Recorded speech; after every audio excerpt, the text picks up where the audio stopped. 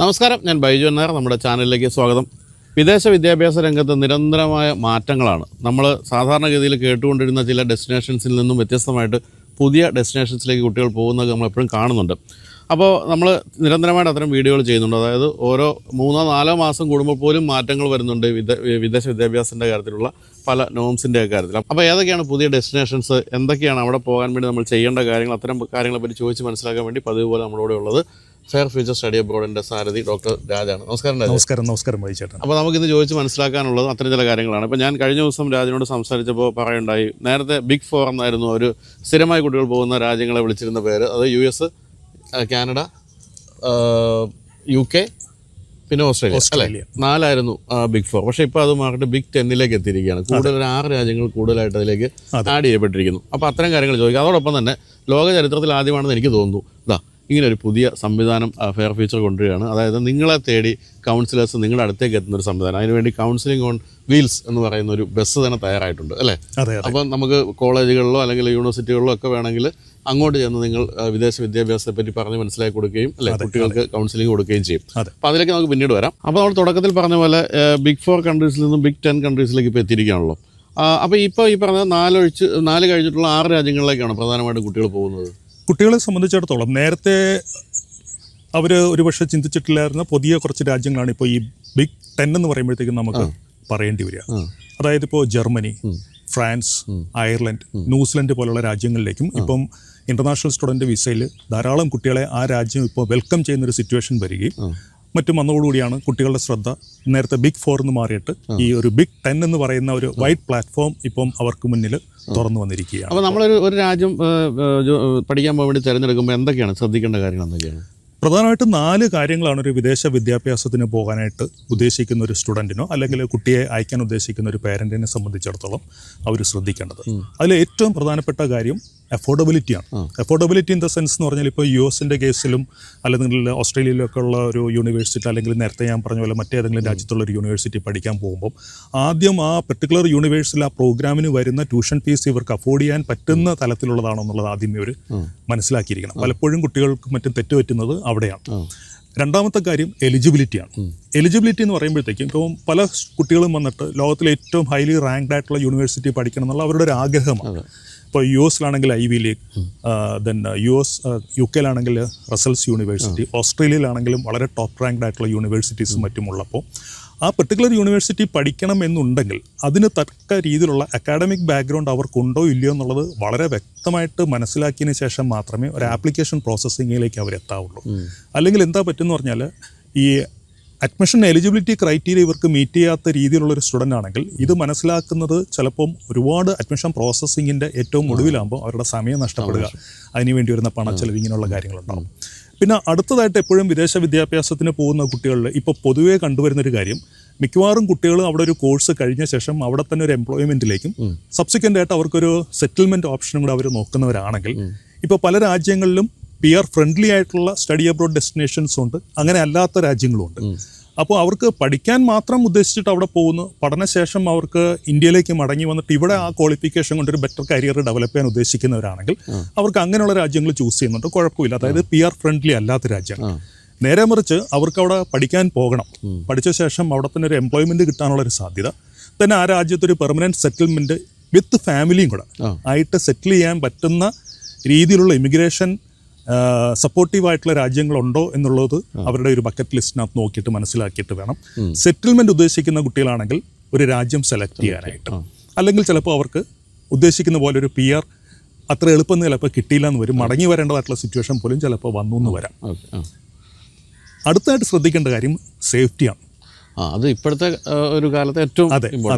കാരണം നമുക്കറിയാം ഏതാണ്ടൊരു കുറച്ച് കാലങ്ങൾക്ക് മുൻപായിരുന്നു റഷ്യയും ഉക്രൈനും തമ്മിലുള്ള യുദ്ധമുണ്ടായ സമയത്ത് ആ രാജ്യത്ത് പഠിച്ചുകൊണ്ടിരുന്ന പല വിദ്യാർത്ഥികളല്ല മുഴുവൻ വിദ്യാർത്ഥികൾക്കും മടങ്ങി വരേണ്ടി വന്നു. അവരെ കൊണ്ടുവരാൻ തന്നെ ഗവൺമെൻറ് ഓഫ് ഇന്ത്യക്ക് ഒരുപാട് പരിശ്രമങ്ങൾ ചെയ്യേണ്ടി വരുന്നു. അത് സേഫ്റ്റിയെക്കുറിച്ച് ധാരണയില്ലാതെ ചിലപ്പോൾ പോയതുകൊണ്ടാവാം എന്ന് നമുക്ക് മനസ്സിലാക്കാൻ പറ്റും. അപ്പോൾ ഈ പറയുന്ന പോലെ എന്തെങ്കിലും കാരണവശാൽ അവിടുത്തെ ഒരു സിറ്റുവേഷൻ വേഴ്സ് ആവാൻ സാധ്യതയുള്ള രാജ്യങ്ങളിൽ പഠിക്കാൻ പോകുന്ന കുട്ടികൾ അതിന് സാധ്യത പരമാവധി ഒഴിവാക്കണം എന്നുണ്ടെങ്കിൽ സേഫ്റ്റി എന്ന് പറഞ്ഞൊരു ആസ്പെക്റ്റ് കൂടി കുട്ടികളാണെങ്കിലും അവരെ അയക്കുന്ന രക്ഷിതാക്കളാണെങ്കിലും കൃത്യമായിട്ട് ആ ഒരു പെർട്ടിക്കുലർ സോണിനെ കുറിച്ച് മനസ്സിലാക്കിയിട്ട് വേണം ഒരു വിദേശ വിദ്യാഭ്യാസത്തിന് പോകുമ്പം ആ രാജ്യം തിരഞ്ഞെടുക്കാൻ. അപ്പോൾ എന്നാലും ഞാൻ മനസ്സിലാക്കിയിടത്തോളം ഈ ബിഗ് 4 കൺട്രീസിലേക്ക് ഇപ്പം പോകുന്ന കുട്ടികൾക്ക് കുറവൊന്നുമില്ല അല്ലേ?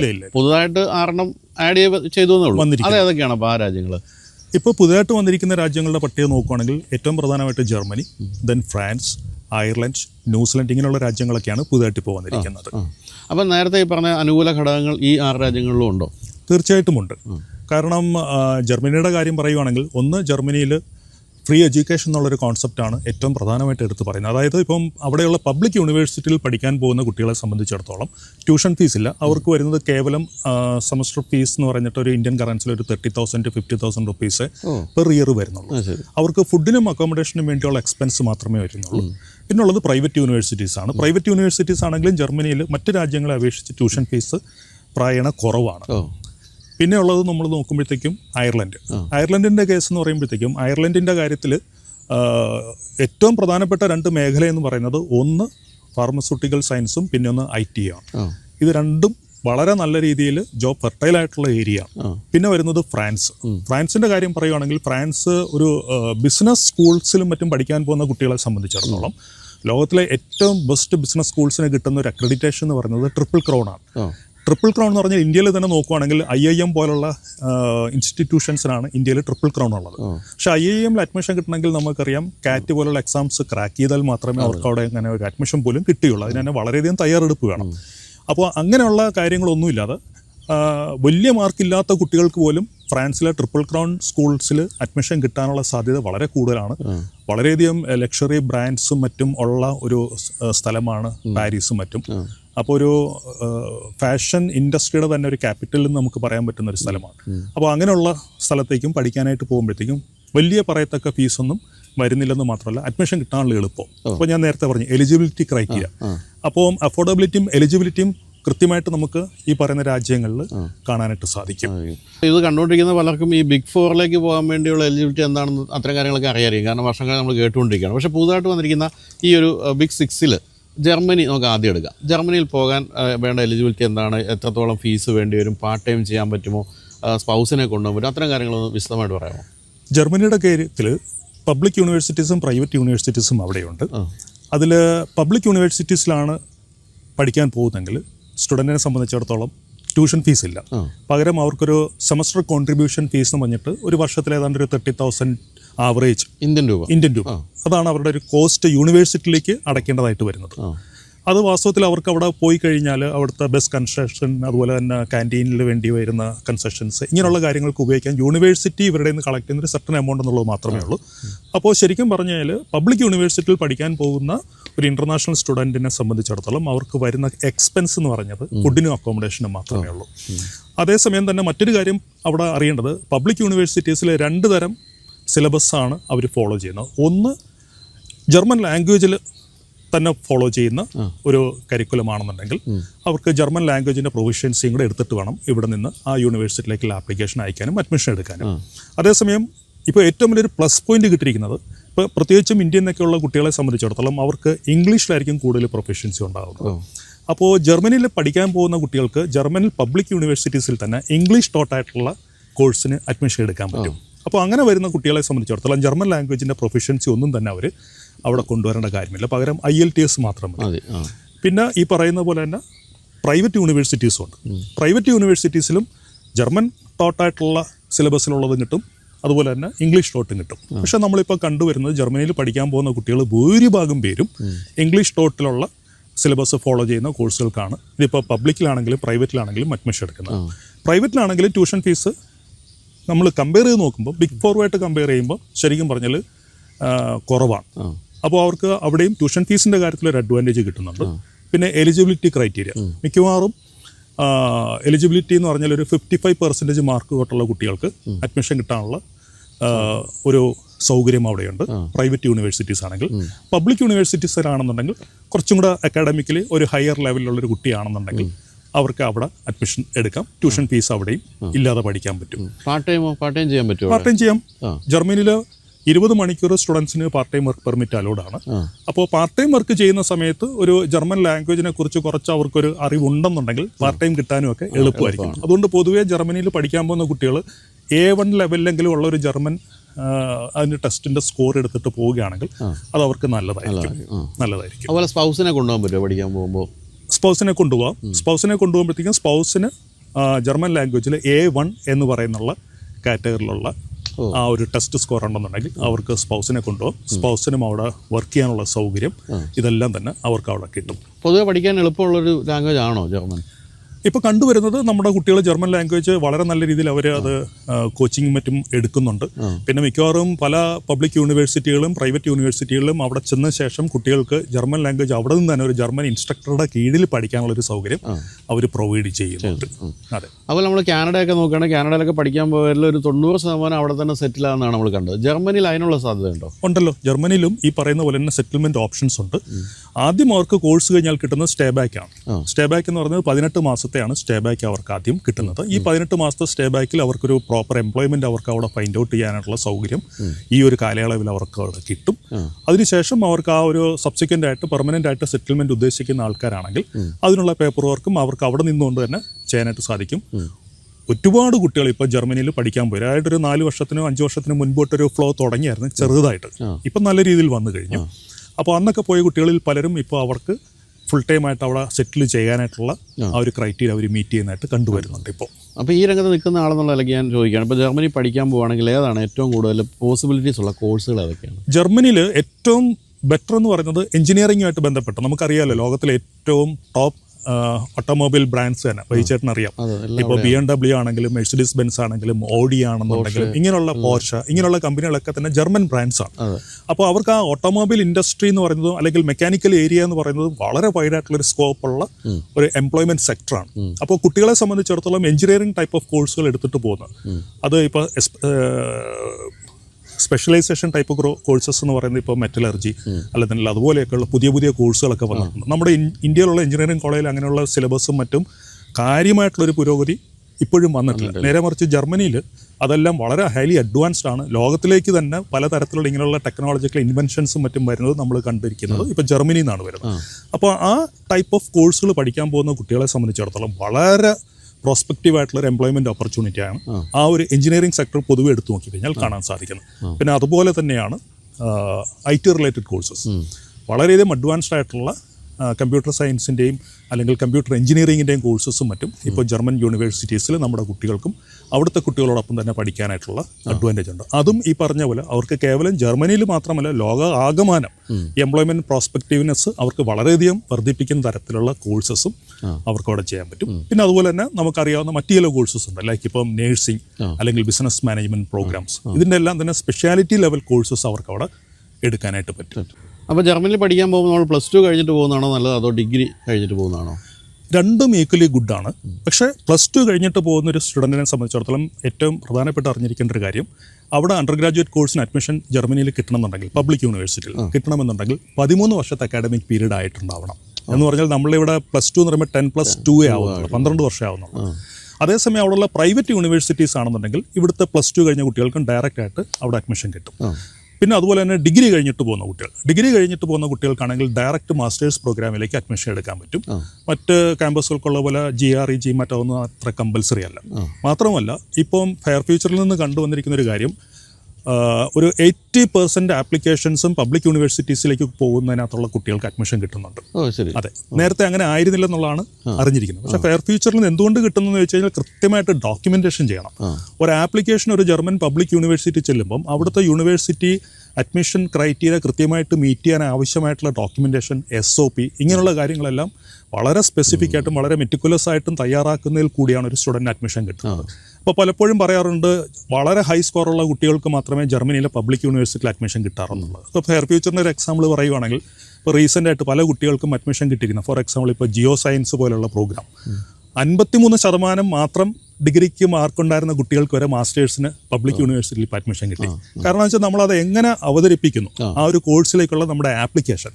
അപ്പോൾ അവിടുത്തെ യൂണിവേഴ്സിറ്റി ചെന്ന് കഴിഞ്ഞാൽ അവർ ഈ സ്റ്റുഡൻറ്റിൻ്റെ പ്രൊഫൈല് പഠിക്കുകയും മാർക്ക് കുറവാണെന്നുള്ളതുകൊണ്ട് മാത്രം അഡ്മിഷൻ റിജക്റ്റ് ചെയ്യാതെ പകരം അവരുടെ മറ്റേതൊക്കെ കഴിവുകൾ ഉണ്ടെന്നുള്ളത് അവർക്ക് മനസ്സിലാക്കി കൊടുക്കുന്ന രീതിയിൽ നമുക്ക് ഡോക്യുമെൻറ്റേഷൻ ചെയ്യാൻ സാധിക്കുകയാണെങ്കിൽ അതൊരു കൺസൾട്ടൻറ്റിനായിരിക്കും ആ കാര്യത്തിൽ ഒരു സ്റ്റുഡൻറ്റിനെ വളരെ നല്ല രീതിയിൽ ഹെൽപ്പ് ചെയ്യാൻ സാധിക്കുന്നത്.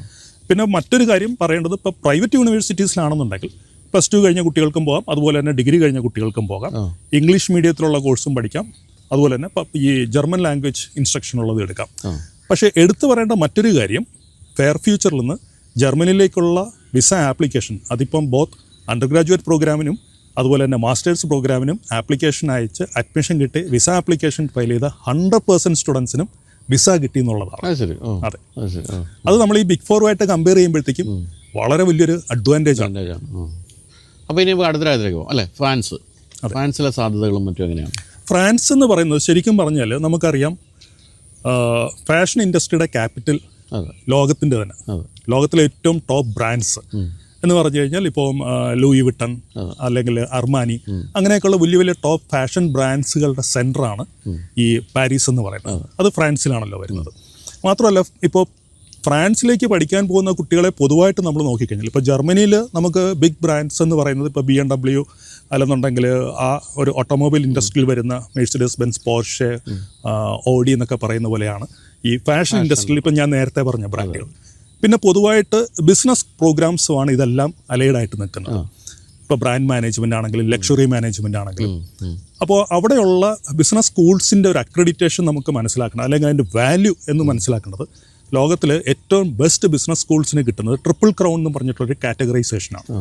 അപ്പോൾ ട്രിപ്പിൾ ക്രൗൺ ഉള്ള ബിസിനസ് സ്കൂൾസ് അതെന്താണെന്നുള്ള മനസ്സിലാക്കണമെന്നുണ്ടെങ്കിൽ ഇന്ത്യയിൽ IIM, ഇന്ത്യയിൽ കേവലം എനിക്ക് തോന്നുന്നൊരു 3-4 ബിസിനസ് സ്കൂൾസിന് മാത്രമേ ഈ ട്രിപ്പിൾ ക്രൗൺ ഉള്ളൂ. ഇപ്പോൾ ഇന്ത്യയിൽ IIM-ന് അഡ്മിഷൻ കിട്ടണമെന്നുണ്ടെങ്കിൽ കാറ്റ് ക്രാക്ക് ചെയ്യണം. 2-3 വർഷത്തെ തയ്യാറെടുപ്പ് നടത്തിയിട്ടാണ് പലപ്പോഴും നമ്മുടെ കുട്ടികൾ IIM-ൽ അഡ്മിഷൻ എടുക്കുന്നത്.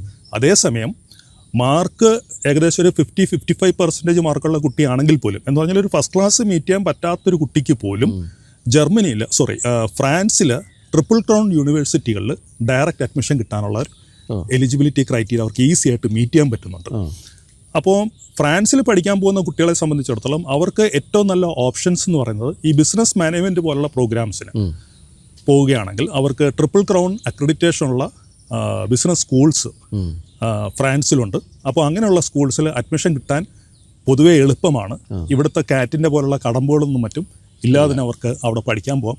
കിട്ടുന്ന പ്ലസ് പോയിന്റ് എന്താണെന്ന് വെച്ച് കഴിഞ്ഞാൽ ഇപ്പോൾ ഇന്ത്യയിലുള്ളൊരു ബിസിനസ് സ്കൂളിൽ പഠിക്കുകയാണെങ്കിൽ അവരുടെ നെറ്റ്വർക്കിംഗ് എന്ന് പറയുന്നത് അല്ലെങ്കിൽ അവർ പഠിക്കുന്നതോടൊപ്പമുള്ള കുട്ടികളെന്ന് പറഞ്ഞാൽ ഇന്ത്യയിൽ നിന്നുള്ള പല സംസ്ഥാനങ്ങളിൽ നിന്നുള്ള കുട്ടികളാണെങ്കിൽ ഫ്രാൻസിൽ പഠിക്കാൻ പോകുന്നൊരു ഇൻ്റർനാഷണൽ സ്റ്റുഡൻറ്റിന് കിട്ടുന്നത് ലോകത്തിൻ്റെ പല രാജ്യങ്ങളിൽ നിന്നുള്ള കുട്ടികളുമായിട്ട് ഒരുമിച്ചിരിക്കുന്ന ഒരു ക്ലാസ് റൂമിൽ നിന്ന് പഠിക്കാനുള്ളൊരു അഡ്വാൻറ്റേജാണ് അവർക്ക് കിട്ടുന്നത്. അതുവഴി കിട്ടുന്ന ഒരു ഇൻ്റർനാഷണൽ നെറ്റ്വർക്കിംഗ് അത് ഡെവലപ്പ് ചെയ്യാനായിട്ട് ഫ്രാൻസിൽ പഠിക്കാൻ പോകുന്ന കുട്ടികൾക്ക് കിട്ടും.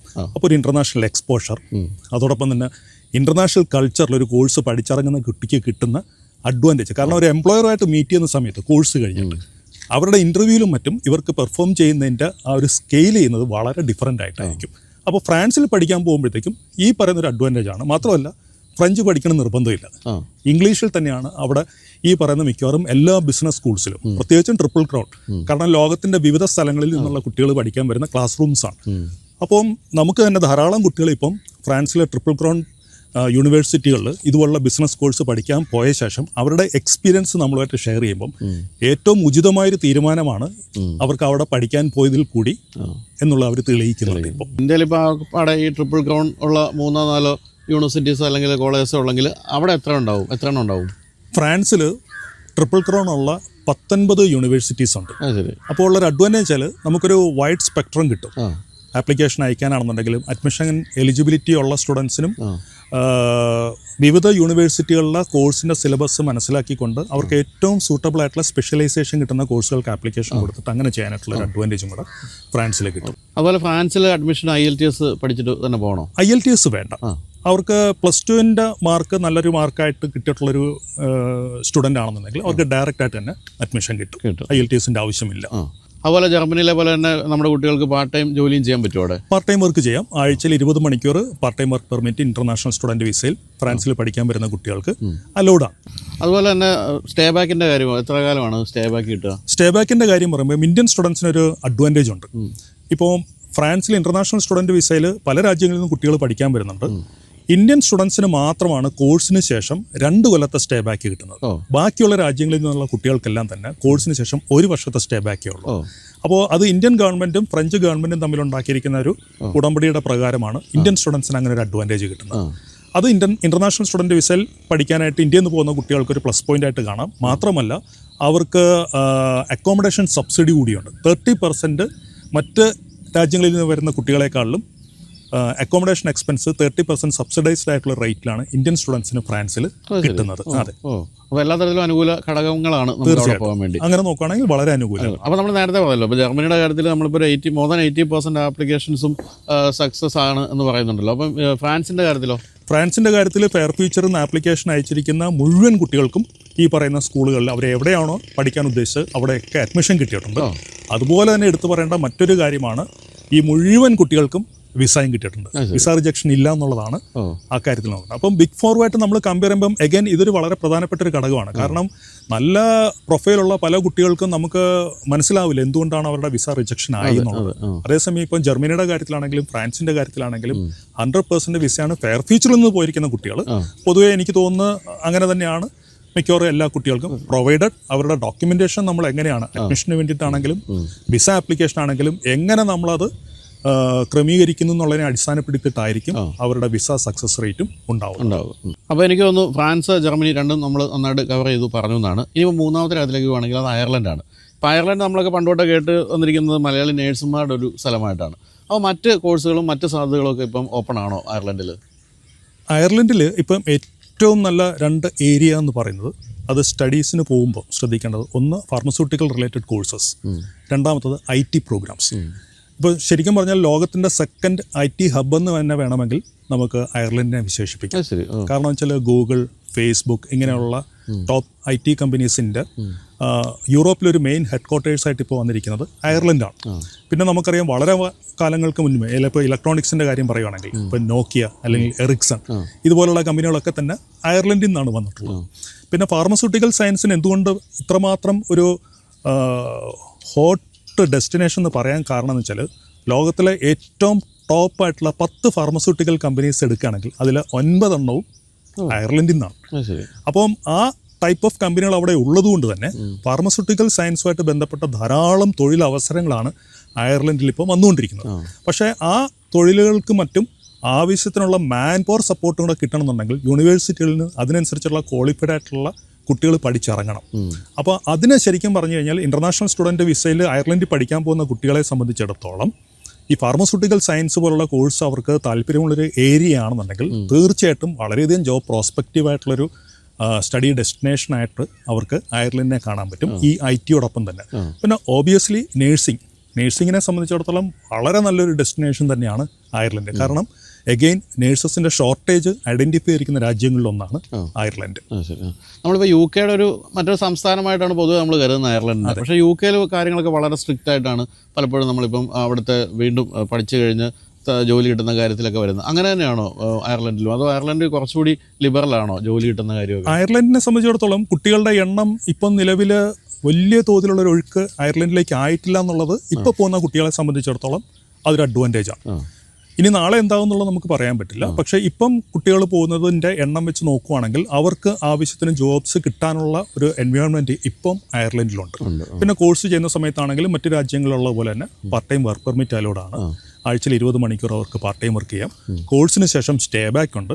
അത് അണ്ടർ ഗ്രാജുവേറ്റ് പ്രോഗ്രാം ആണെന്നുണ്ടെങ്കിൽ 1 വർഷം സ്റ്റേ ബാക്കും, ഗ്രാജുവേഷൻ ലെവലിലുള്ള പ്രോഗ്രാം ആണെന്നുണ്ടെങ്കിൽ കോഴ്സ് കഴിഞ്ഞാൽ 2 വർഷത്തെ സ്റ്റേ ബാക്കും അവർക്കുണ്ട്. അപ്പോൾ ഇപ്പോൾ അയർലൻഡിൽ പോയിരിക്കുന്ന കുട്ടികളെ സംബന്ധിച്ചിടത്തോളം അവരെക്കുറിച്ച് നമ്മളൊരു പഠനം നടത്തി നോക്കുകയാണെങ്കിൽ പോയ കുട്ടികളാരും തന്നെ മടങ്ങി വരുന്നില്ല. ഇപ്പം നേരത്തെ വൈചാട്ടൻ ചോദിച്ച പോലെ UK പോയിട്ട് മടങ്ങി വരുന്നു എന്നുള്ളൊരു ക്വസ്റ്റ്യൻ അയർലൻഡിൻ്റെ കേസിൽ വരുന്നില്ല. അതായത് അവർക്ക് അവിടെ എംപ്ലോയ്മെൻറ്റ് ഫെസിലിറ്റീസ് ധാരാളം ഉള്ളത് കൊണ്ടായിരിക്കാം അവർക്ക് അവിടെ കോഴ്സ് കഴിഞ്ഞാൽ സ്റ്റേ ബാക്ക് ചെയ്യാനും സബ്സിക്വൻ്റ് ആയിട്ട് അവർക്ക് അവിടെ എംപ്ലോയ്മെൻറ്റിലേക്ക് മാറാനും സാധിക്കുന്നത്. അതുപോലെ ട്യൂഷൻ ഫീയുടെ കാര്യത്തിൽ അയർലൻഡ് എങ്ങനെ ഭയങ്കര എക്സ്പെൻസീവ് ആണോ? അത്ര എക്സ്പെൻസീവ് അല്ല. ഇന്ത്യൻ കറൻസിയിൽ നോക്കുകയാണെങ്കിൽ ഏതാണ്ടൊരു 12 lakhs തൊട്ട് മുകൾപോട്ടാണ് ട്യൂഷൻ ഫീസ് വരുന്നത്. അതുപോലെ IELTS പഠിച്ചിട്ട് വേണോ അവിടെ? IELTS നിർബന്ധമില്ല. പകരം ഡുലിംഗോ എന്ന് പറഞ്ഞിട്ട് അവരുടെ ഒരു ഇംഗ്ലീഷ് പ്രൊഫഷ്യൻസി അളക്കുന്ന ഒരു ടെസ്റ്റ് ഉണ്ട്. അത് ഉപയോഗിച്ചിട്ട് വേണമെങ്കിലും നമുക്ക് അഡ്മിഷൻ എടുക്കാം, പോകാം. IELTS ഉണ്ടെങ്കിൽ അത് തന്നെ യൂസ് ചെയ്യാൻ ഡുലിംഗോയുടെ ആവശ്യമില്ല അങ്ങനെ വരുമ്പോൾ. അതുപോലെ എങ്ങനെയാണ് നമ്മളിപ്പോൾ അയർലൻഡിലേക്ക് അപ്ലൈ ചെയ്യുന്നവരിൽ എത്ര % ഒക്കെയാണ് സക്സസ് റേറ്റ് ഉള്ളത്? ഫെയർ ഫ്യൂച്ചറിൽ 99% ആണ് വിസ സക്സസ് റേറ്റ്. പ്രൊവൈഡഡ് ഇപ്പം ഫിനാൻഷ്യൽ ഡോക്യുമെൻറ്റേഷനാണ് ഏറ്റവും പ്രധാനമായിട്ട് എംബസി വിസ ആപ്ലിക്കേഷൻ ടൈമിൽ നോക്കുന്നത്. അപ്പോൾ പ്രോപ്പറായിട്ട് നമുക്ക് ആവശ്യത്തിന് ഈ കോഴ്സിൻ്റെ ട്യൂഷൻ ഫീസിനും അതോടൊപ്പം തന്നെ ലീവിങ് എക്സ്പെൻസിനും അപ്പ് ആൻഡ് ഡൗൺ ട്രാവലിനും ഒക്കെയുള്ള ഫണ്ട് പ്രോപ്പറായിട്ടുള്ള ഡോക്യുമെൻറ്റേഷൻ ഉപയോഗിച്ചിട്ട് നമുക്ക് അവരുടെ മുൻപിൽ പ്രൂവ് ചെയ്യാൻ സാധിക്കുമെന്നുണ്ടെങ്കിൽ അത് ഫെയർ ഫ്യൂച്ചർ കൃത്യമായിട്ട് അതിൻ്റെ ഗൈഡൻസ് കുട്ടികൾക്ക് കൊടുക്കുന്നുണ്ട്. 99% ഫെയർ ഫ്യൂച്ചറിൻ്റെ വിസ സക്സസ് റേറ്റ് നിലവിൽ അയർലൻഡിൽ പോകുന്ന കുട്ടികളെ സംബന്ധിച്ചിടത്തോളം. ശരി. അപ്പോൾ കാര്യം ഇങ്ങനെ പുതിയ രാജ്യങ്ങളൊക്കെ എമേർജ് ചെയ്ത് വരുന്നുണ്ടെങ്കിലും എപ്പോഴും പോകുന്നവരുടെ മനസ്സിൽ ആദ്യം വരുന്ന ഈ രാജ്യങ്ങളെന്ന് പറയുന്നത് നമ്മൾ ആദ്യം പറഞ്ഞ ബിഗ് ഫോർ തന്നെയായിരിക്കും. US, കാനഡയൊക്കെ തന്നെയായിരിക്കും. എന്തുകൊണ്ടാണ് ഈ പുതിയ രാജ്യങ്ങൾ ഇങ്ങനെ കൂടുതൽ കുട്ടികൾ പോയി തുടങ്ങിയത്? ഈ ബിഗ് ഫോർ രാജ്യങ്ങൾക്ക് എന്തെങ്കിലും ഒരു സെറ്റ് ബാക്ക് വന്നുകൊണ്ടാണോ, അവിടെ പോകുന്നതിന് ബുദ്ധിമുട്ട് വന്നുകൊണ്ടാണോ, എന്തായിരുന്നു സംഭവിച്ചത്? പുതിയ രാജ്യങ്ങളിലേക്ക് കുട്ടികൾ പോകാൻ തുടങ്ങിയത് ആ രാജ്യങ്ങൾ കൊണ്ടുവന്ന പുതിയ കുറേ ഇമിഗ്രേഷൻ നിയമങ്ങളും പിന്നെ അവിടെ ഇൻ്റർനാഷണൽ സ്റ്റുഡൻസിനെ വെൽക്കം ചെയ്യുന്നൊരു സിറ്റുവേഷൻ വന്നുകൊണ്ടാണ്. പക്ഷേ ബിഗ് ഫോറിനകത്തുള്ള രാജ്യങ്ങൾക്ക് ചിലപ്പോൾ ഒരു സെറ്റ് ബാക്ക് വന്നിട്ടുണ്ടോ എന്നൊരു സംശയം പൊതുവായിട്ടിപ്പോൾ ഉണ്ട്. അതിലിപ്പോൾ ആദ്യം എടുത്ത് പറയുന്നത് കാനഡയുടെ കാര്യത്തിലാണ്. കാനഡ ശരിക്കും പറഞ്ഞാൽ കോവിഡിന് ശേഷമാണ് വലിയൊരു ഒഴുക്ക് ഇൻ്റർനാഷണൽ സ്റ്റുഡൻസിൻ്റെ കാര്യത്തിൽ അവിടേക്ക് ഉണ്ടായത്. ഒരു സുനാമി പോലെയാണ് കുട്ടികൾ അങ്ങോട്ടേക്ക് പോയത്. പക്ഷേ അന്നേരം ഉണ്ടായ ചില അതിൻ്റെ നെഗറ്റീവ് ഇമ്പാക്ട്സ് എന്തായിരുന്നു വെച്ച് കഴിഞ്ഞാൽ, കോവിഡ് കഴിഞ്ഞപ്പോൾ കനേഡിയൻ ഗവൺമെൻറ് അവിടെയുള്ള പബ്ലിക് യൂണിവേഴ്സിറ്റീസിനും പ്രൈവറ്റ് കോളേജുകളും തമ്മിലുള്ള ഒരു മ്യൂച്വൽ എഗ്രിമെൻറ്റിൽ പ്രകാരം പ്രൈവറ്റ് കോളേജസിലേക്കും കുട്ടികൾ പഠിക്കാനായിട്ട് വരാൻ പറ്റുന്നൊരു സൗകര്യം അവർ കൊടുത്തു. അപ്പോൾ ഈ ഇത്രമാത്രം കുട്ടികൾ പോയതിനകത്തൊരു ഭൂരിഭാഗം കുട്ടികളും ചെന്നത് പ്രൈവറ്റ് കോളേജസിലേക്കാണ്. പക്ഷേ പ്രൈവറ്റ് കോളേജ് ആണെങ്കിലും അവർ ഒരു PPP എന്ന് പറഞ്ഞാൽ, അതായത് പബ്ലിക് പ്രൈവറ്റ് പാർട്ട്ണർഷിപ്പ് എന്നാണ് അതിനെ പറയുന്നത്. അപ്പോൾ ഈ പ്രൈവറ്റ് കോളേജസിൽ പഠിക്കാൻ പോയ കുട്ടികളൊക്കെ തന്നെ അവിടെ പെട്ടെന്ന് അഡ്മിഷൻ കിട്ടുന്ന ടൈപ്പ് ഓഫ് കോഴ്സസ് ഉണ്ട്. അത് കൂടുതലും ഈ ജനറിക് കോഴ്സുകളാണ്. ബിസിനസ് മാനേജ്മെൻറ്റ്, ഹോസ്പിറ്റാലിറ്റി മാനേജ്മെൻറ്റ് അല്ലെങ്കിൽ കളിനറി പോലുള്ള കോഴ്സുകൾക്കാണ് അവർ കൂടുതലും വരുമ്പോൾ. പക്ഷേ ഇത്രമാത്രം കുട്ടികൾ ഈ ഒരു പ്രൈവറ്റ് കോളേജ് പഠിക്കാൻ പോകുമ്പം ആ കോളേജിൻ്റെ പഠന നിലവാരം എന്താണെന്നോ അവിടെ പഠിപ്പിക്കുന്ന ഫാക്കൽറ്റീസ് ഏത് തരത്തിലുള്ളവരാണെന്നോ ഒന്നും ഒരു വ്യക്തമായ ധാരണയോ ഒരു റിസർച്ചോ ഹോംവർക്കുകളോ ഒന്നും നടത്താതെയാണ് ഈ കുട്ടികൾ പോയതും ആ കുട്ടികളെ അങ്ങോട്ടേക്ക് ഈ നാട്ടിലെ പല ഏജൻസികളും അയക്കുകയും ചെയ്തത്. ഞങ്ങൾ അപ്പോഴും പബ്ലിക് യൂണിവേഴ്സിറ്റീസിലും പബ്ലിക് കോളേജസിലും മാത്രമേ ഫെയർ ഫ്യൂച്ചറിൽ നിന്ന് കുട്ടികളെ അയക്കുന്നുണ്ടായിരുന്നുള്ളൂ. മാത്രമല്ല പല സ്റ്റുഡൻസും പേരൻസും നമ്മളോട് വന്നിട്ട് അവിടെയുള്ള ഈ പ്രൈവറ്റ് കോളേജസിൽ ഈവൻ IELTS പോലും ഇല്ലാതെ അഡ്മിഷൻ കിട്ടുമല്ലോ, ഞങ്ങൾക്കത് അറേഞ്ച് ചെയ്ത് തരാമെന്ന് വെച്ചാൽ നമ്മളവരെ വിലക്കിയിട്ടുള്ളതുമാണ്. അപ്പോൾ ഇപ്പോഴത്തെ അവസ്ഥയിൽ കാനഡയിൽ പഠിക്കാൻ പോവുകയാണെങ്കിൽ ഏത് കോഴ്സുകൾ എടുക്കുന്നതാണ് ബെസ്റ്റ്? അത് ഏറ്റവും ഇമ്പോർട്ടൻ്റ് ആയിട്ടുള്ളൊരു ക്വസ്റ്റ്യനാണ് ഇപ്പോൾ ഈ ചോദിച്ചത്. കാരണം നമ്മളിപ്പോൾ ഒരു യൂണിവേഴ്സിറ്റിയുടെ കോഴ്സ് ലിസ്റ്റ് എടുത്ത് നോക്കിക്കഴിഞ്ഞാൽ 100 കണക്കിന് പ്രോഗ്രാംസ് നമുക്കതിനകത്ത് കാണാൻ പറ്റും. പക്ഷേ ഇൻ്റർനാഷണൽ സ്റ്റുഡൻറ്റ് വിസയിൽ അവിടെ പഠിക്കാൻ പോകാനും പഠിച്ച ശേഷം ഒരു എംപ്ലോയ്മെൻറ്റും കൂടെ മനസ്സിൽ കണ്ടുകൊണ്ടാണ് ഒരു സ്റ്റുഡൻറ്റ് ഇപ്പം കാനഡയിൽ വരുന്നതെങ്കിൽ ഈ ഞാൻ നേരത്തെ പറഞ്ഞ യൂണിവേഴ്സിറ്റിയുടെ പ്രോഗ്രാം ലിസ്റ്റ് നോക്കിക്കഴിഞ്ഞാൽ അതിലെ എല്ലാ പ്രോഗ്രാംസിനും കോഴ്സ് കഴിഞ്ഞാൽ സ്റ്റേ ബാക്ക് ഉണ്ടാവില്ല. ഫോർ എക്സാമ്പിൾ, ഇന്ത്യയിൽ നിന്നിപ്പം ഒരു BCom കഴിഞ്ഞൊരു സ്റ്റുഡൻറ്റ് നേരത്തെ ആണെന്നുണ്ടെങ്കിൽ BCom കഴിഞ്ഞ സ്റ്റുഡൻസിന് അവരുടെ ബിസിനസ് പ്രോഗ്രാംസ് നോക്കിക്കഴിഞ്ഞാൽ കാണുന്ന ഏത് കോഴ്സിന് അഡ്മിഷൻ എടുത്താലും കോഴ്സിന് ശേഷം സ്റ്റേ ബാക്ക് കിട്ടുമായിരുന്നു. ഇപ്പോൾ അത് മാറിയിട്ട് കനേഡിയൻ ഗവൺമെൻറ് അവരുടെ ഹ്യൂമൻ റിസോഴ്സ് ഡിപ്പാർട്ട്മെൻറ്റ് ഏതൊക്കെ ഏരിയാസിലാണോ കാനഡയിൽ മാൻ പവർ ഷോർട്ടേജ് ഉള്ളത് ആ ഏരിയാസിലുള്ള കോഴ്സ് അല്ലെങ്കിൽ ആ ഏരിയയിൽ ജോലി ചെയ്യാൻ പറ്റുന്ന തരത്തിലുള്ള നോളജ് ഡെവലപ്പ് ചെയ്യാൻ സഹായിക്കുന്ന ടൈപ്പ് ഓഫ് കോഴ്സുകൾ ഏതൊക്കെയാണെന്നുള്ളത് അവർ അതിനകത്തുനിന്ന് ഫിൽട്ടർ ചെയ്തിട്ടുണ്ട്. അപ്പോൾ അങ്ങനെ ഉള്ള കോഴ്സുകൾക്കായിരിക്കും കോഴ്സിന് ശേഷം അതിനെ കോഡ് ചെയ്യുക അല്ലെങ്കിൽ പോസ്റ്റ് ഗ്രാജുവേറ്റ് വർക്ക് പെർമിറ്റ് ഉള്ള കോഴ്സുകൾ എന്നൊക്കെയാണ് അതിനെ ടെക്നിക്കലി പറയുന്നത്. അപ്പോൾ ഇന്ത്യയിൽ നിന്ന് ഇപ്പോൾ ഒരു സ്റ്റുഡൻറ്റ് കോഴ്സ് പഠിക്കാൻ പോകുന്നു, കോഴ്സിന് ശേഷം അവർക്കവിടെ സ്റ്റേ ബാക്ക് ഉദ്ദേശിച്ചിട്ടുള്ളൊരു സ്റ്റുഡൻ്റ് ആണെങ്കിൽ, ഇപ്പോൾ നേരത്തെ പറഞ്ഞല്ലോ BCom കഴിഞ്ഞൊരു സ്റ്റുഡൻ്റ് ആണെങ്കിൽ അവർക്ക് എല്ലാ ബിസിനസ് പ്രോഗ്രാംസിനും സ്റ്റേ ബാക്ക് കിട്ടില്ല. പകരം സെലക്ട് ചെയ്തിട്ടുള്ള പ്രോഗ്രാംസ് ഉണ്ടാവും. ആരാണ്? Human resource department of Canadian government. അവർ പറഞ്ഞിരിക്കുന്ന ടൈപ്പ് ഓഫ് കോഴ്സുകൾ അതിനകത്ത് യൂണിവേഴ്സിറ്റി തന്നെ കോഡ് ചെയ്തിട്ടുണ്ടാവും. എക്സാമ്പിളായിട്ട് പറയുകയാണെന്നുണ്ടെങ്കിൽ സപ്ലൈ ചെയിൻ മാനേജ്മെൻറ്റ്, അല്ലെന്നുണ്ടെങ്കിൽ insurance related programmes, then business analytics, data science പോലെയുള്ള പ്രോഗ്രാംസ് ഉണ്ട്.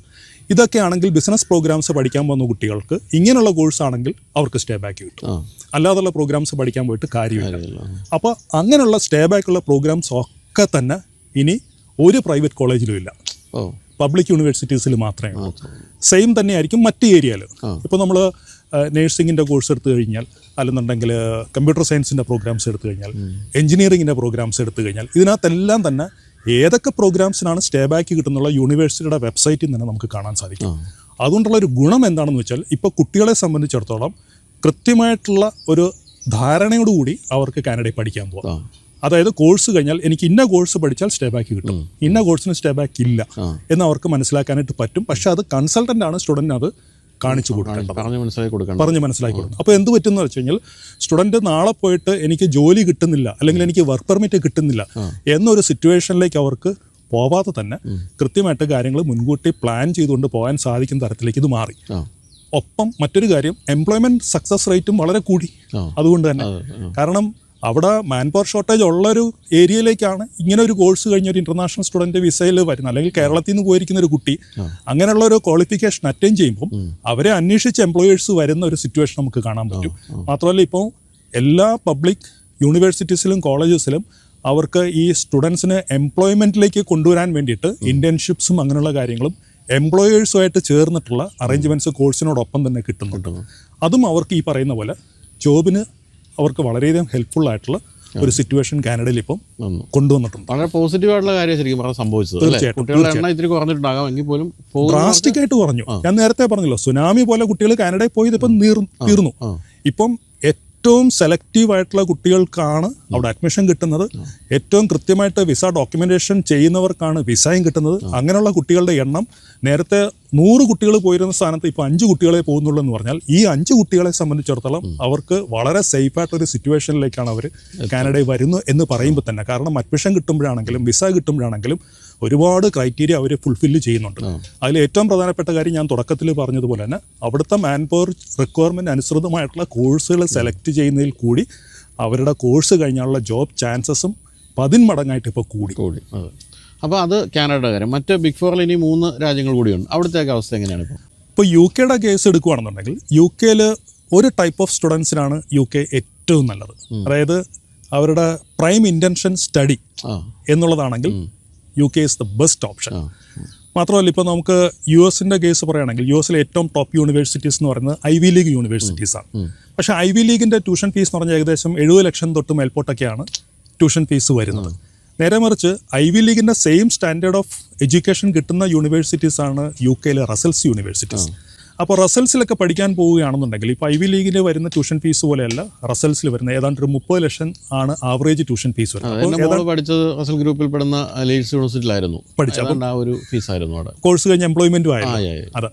അപ്പം യു കെയിൽ നേരത്തെ ഞാൻ പറഞ്ഞല്ലോ, എംപ്ലോയ്മെൻ്റ് എന്നുള്ളത് സെക്കൻഡറിയാണ്. അതേസമയം ഏറ്റവും ടോപ്പ് എഡ്യൂക്കേഷൻ കിട്ടുക എന്നുള്ളൊരു ഉദ്ദേശത്തിൽ പഠിക്കാൻ പോകുന്ന കുട്ടികൾക്ക് ഏറ്റവും നല്ലതാണ് ഇന്നും യു കെ. പിന്നെ യു കെയിൽ ഇപ്പം സ്റ്റുഡൻറ്റ് വിസ ആപ്ലിക്കേഷൻ അഡ്മിഷൻ തൊട്ടടക്കം കാസ് എന്ന് പറഞ്ഞിട്ടുള്ള അവരുടെ ഒരു ഇൻ്റർവ്യൂവും മറ്റുമുണ്ട്. അതിനൊക്കെയുള്ള കാര്യങ്ങളെല്ലാം വളരെ ടൈറ്റൻ ചെയ്തിട്ടുണ്ട് ഇപ്പോൾ. അപ്പോൾ അതുകൊണ്ട് നേരത്തെ പോയിരുന്നത് പോലുള്ള ഒരു ഹ്യൂജ് നമ്പർ ഓഫ് സ്റ്റുഡൻസ് ഇപ്പോൾ യു കെയിലേക്കില്ല. പകരം ശരിക്കും ജെനുവിനായിട്ടും സീരിയസ് ആയിട്ടും പഠിക്കാൻ ഉദ്ദേശിച്ച് വരുന്ന കുട്ടിയാണോ എന്നുള്ളത് യൂണിവേഴ്സിറ്റിയും അതുപോലെ തന്നെ എംബസിയും പ്രോപ്പറായിട്ടുള്ള അവരുടെ ഇൻവെസ്റ്റിഗേഷനും മറ്റും കഴിഞ്ഞ ശേഷം വെരിഫിക്കേഷനും കഴിഞ്ഞ ശേഷമാണ് അഡ്മിഷനും വിസയും കിട്ടുന്നത്. അതുകൊണ്ട് തന്നെ പോകുന്ന കുട്ടികൾക്ക് ഇപ്പോൾ ബൈജു ചേട്ടൻ്റെ മോളെ കാര്യം പറഞ്ഞതുപോലെ തന്നെ ഇപ്പോൾ പോകുന്ന കുട്ടികൾക്ക് ആർക്കും തന്നെ പ്രോപ്പറായിട്ടുള്ള ഒരു എഡ്യൂക്കേഷനിൽ കൂടെ അവർ പോകുന്നതുകൊണ്ടായിരിക്കാം എംപ്ലോയ്മെൻറ്റ് കിട്ടുന്നില്ല എന്നുള്ളൊരു പരാതി ഇപ്പോൾ പൊതുവെ കേൾക്കുന്നില്ല. കൃത്യമായിട്ട് അവർ കോഴ്സിന് സെലക്ഷൻ ചെയ്യുന്നു, പഠിക്കാനായിട്ട് പോകുന്നു. പഠിച്ചു കഴിഞ്ഞാൽ എംപ്ലോയ്മെൻറ്റിൻ്റെ കാര്യത്തിലും വലിയ പ്രയാസം ഉണ്ടാകുന്നില്ല. എംപ്ലോയ്മെൻറ്റിലേക്ക് അവർ മാറുന്നു. സബ്സിക്വൻ്റ് ആയിട്ട് അവർക്ക് അവിടെ എന്തൊക്കെയാണോ PR-ലേക്ക് മാറാൻ ഉദ്ദേശിക്കുന്നവരാണെങ്കിൽ അതിനുള്ള കാര്യങ്ങൾ എന്താണെന്നുള്ളത് അവരുടെ സ്വന്തം നിലയ്ക്ക് അന്വേഷിച്ചിട്ട് അതും അവർ ചെയ്യുന്നു. അതല്ല, അവർക്കൊരു ബെസ്റ്റ് എഡ്യൂക്കേഷൻ കിട്ടിയതിൻ്റെ പ്രകാരം ലോകത്തിൽ എവിടെ വേണമെങ്കിലും പോയാൽ ഒരു ഗ്ലോബൽ അക്സെപ്റ്റൻസ് ഇപ്പോൾ അവർക്ക് കിട്ടുന്നതായിട്ടും കണ്ടുവരുന്നുണ്ട്. അപ്പോൾ അതുപോലെ തന്നെ ഇപ്പോൾ US-ൻ്റെ കാര്യം പറയുകയാണെങ്കിൽ ഇപ്പോൾ ഐവി ലീഗിൽ തന്നെ പഠിക്കണമെന്നാണോ അപ്പം പറയുന്നത്? ഐവി ലീഗ് എന്ന് പറയുന്നത് ഏറ്റവും ടോപ്പ് റാങ്ക്ഡ് യൂണിവേഴ്സിറ്റികളുടെ ഒരു കൂട്ടായ്മയാണ്. അപ്പോൾ അവിടുത്തെ അഡ്മിഷൻ എലിജിബിലിറ്റി ക്രൈറ്റീരിയ ഞാൻ തുടക്കത്തിൽ പറഞ്ഞ 4 കാര്യങ്ങളുണ്ട്. എലിജിബിലിറ്റി ക്രൈറ്റീരിയ മീറ്റ് ചെയ്യാൻ പറ്റുന്ന ഒരാളാണോ ഞാൻ എന്ന് പോകുന്നൊരു സ്റ്റുഡൻറ്റ് ആദ്യമേ തന്നെ മുൻകൂട്ടി മനസ്സിലാക്കണം. രണ്ടാമതായിട്ട് അഫോർഡബിലിറ്റിയുടെ കാര്യം പറഞ്ഞു. കാരണം ഹൈ ട്യൂഷൻ ഫീസാണ് അവിടെയുള്ളത്. പക്ഷേ ഐവി ലീഗിൻ്റെ അതേ ക്വാളിറ്റിയിലുള്ള എഡ്യൂക്കേഷൻ കിട്ടുന്ന ധാരാളം യൂണിവേഴ്സിറ്റീസ് US-ലുണ്ട്. അതെ, ഇപ്പം US-ലെ ഏറ്റവും ടോപ്പ് യൂണിവേഴ്സിറ്റീസിൻ്റെ ഏജൻസിഷിപ്പ് കിട്ടാൻ വേണ്ടിയിട്ട് അവർ തന്നെ ഒരു സർട്ടിഫിക്കേഷൻ ഫോർമാലിറ്റീസ് കൊണ്ടുവന്നിട്ടുണ്ട്.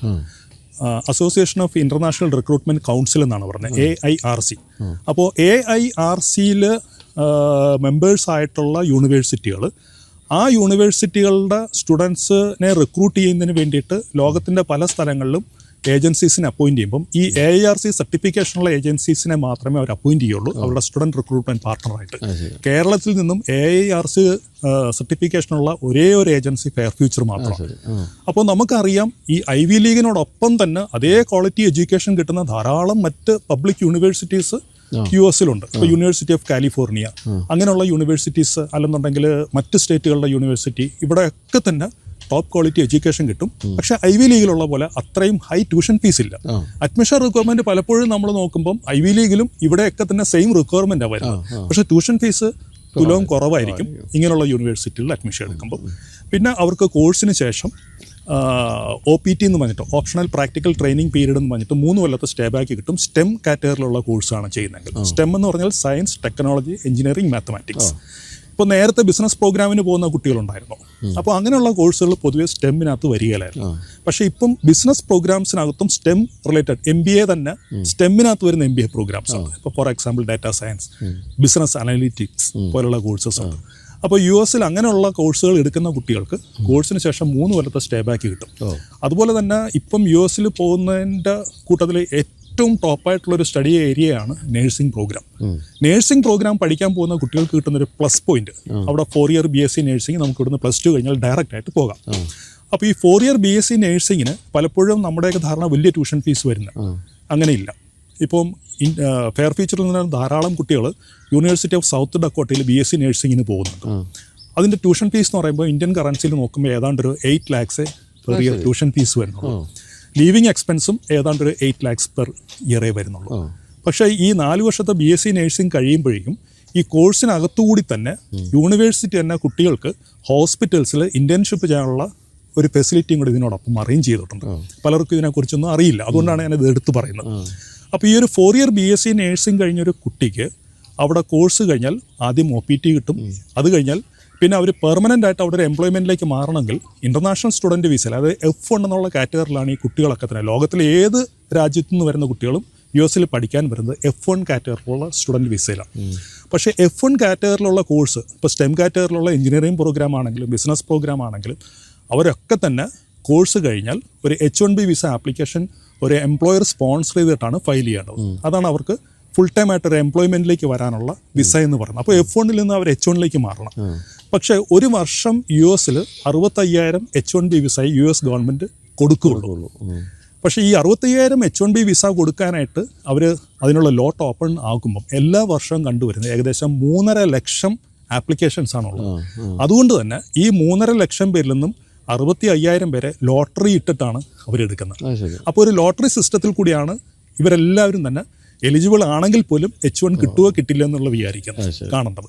പക്ഷേ US BSc നേഴ്സിംഗ് കഴിഞ്ഞിട്ടുള്ള കുട്ടികൾ അവർ US ഒരു നോൺ പ്രോഫിറ്റബിൾ ആയിട്ടുള്ള ഒരു ഓർഗനൈസേഷനിലാണ് അല്ലെങ്കിൽ അങ്ങനെയുള്ളൊരു ഹോസ്പിറ്റലാണ് അവരൊരു ഫുൾ ടൈം എംപ്ലോയ്മെൻറ്റിലേക്ക് മാറുന്നതെങ്കിൽ അവർക്ക് ഈ H1B വിസയുടെ ആപ്ലിക്കേഷനിലെ ലോട്ടറി സിസ്റ്റത്തിൽ അവർ വരില്ല.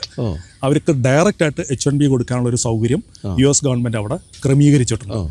മാത്രമല്ല ഞാനിപ്പോൾ പഠിക്കാൻ പോയ ഒരു സ്റ്റേറ്റാണ് US ഏതാണ്ട് ഒരു 35 വർഷങ്ങൾക്ക് മുമ്പ് സൗത്ത് ഡക്കോട്ട. സൗത്ത് ഡക്കോട്ടയിലെ യൂണിവേഴ്സിറ്റി ഓഫ് സൗത്ത് ഡക്കോട്ടയിലേക്കാണ് ഫെയർ ഫീച്ചറിൽ നിന്നും കുട്ടികളിപ്പം BSc നേഴ്സിംഗ് പഠിക്കാൻ പോകുന്നത്. കഴിഞ്ഞ ഇൻടേക്കിൽ പോയ കുട്ടികൾക്ക് 100% വിസ സക്സസ് ആണ്. അതും +2 കഴിഞ്ഞ് പോയ കുട്ടികളാണ്. അപ്പോൾ +2 കഴിഞ്ഞിട്ട് BSc നേഴ്സിങ്ങിന് 100% വിസ സക്സസ്സോട് കൂടിയിട്ട് ആ കുട്ടികൾക്ക് പഠിക്കാൻ പോയി എന്നുള്ളത് മാത്രമല്ല, ഈ കുട്ടികൾക്ക് എംപ്ലോയ്മെൻറ്റ് പോസിബിലിറ്റി എന്താണ് ആ സ്റ്റേറ്റിൽ നിന്നുള്ളതും കൂടി നമ്മളൊന്ന് അറിഞ്ഞിരിക്കണം.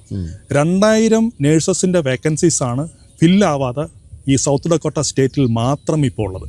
അപ്പോൾ US ബാക്കിയുള്ള 52 സ്റ്റേറ്റിൻ്റെ കാര്യം കൂടെ ഒന്ന് ആലോചിച്ച് നോക്കുക. എല്ലാ സ്റ്റേറ്റിലും ഇത് തന്നെയാണ് ഇപ്പോഴത്തെ അവസ്ഥ.